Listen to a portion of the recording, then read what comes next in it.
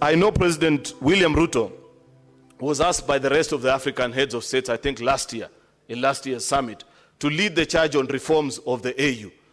I want to believe, Mr. Speaker, that part of the recommendations that they will be making is one on the issue of how to make Africa a more cohesive society while taking into consideration the diverse nature of our society, especially in terms of region, language, and religion.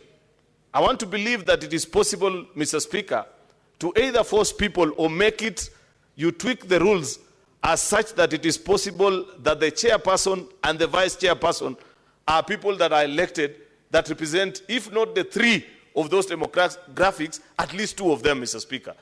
You know, for example, from our constitution, you must give it to the genius that insisted on the 50% plus one rule.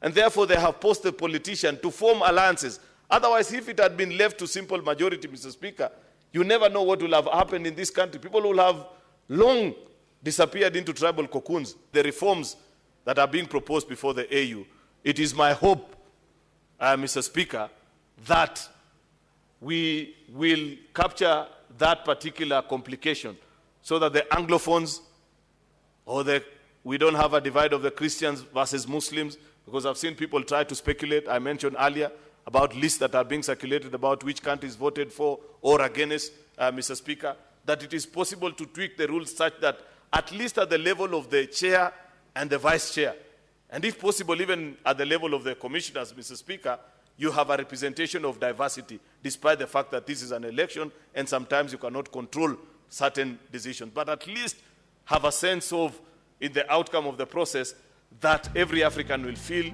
part and parcel.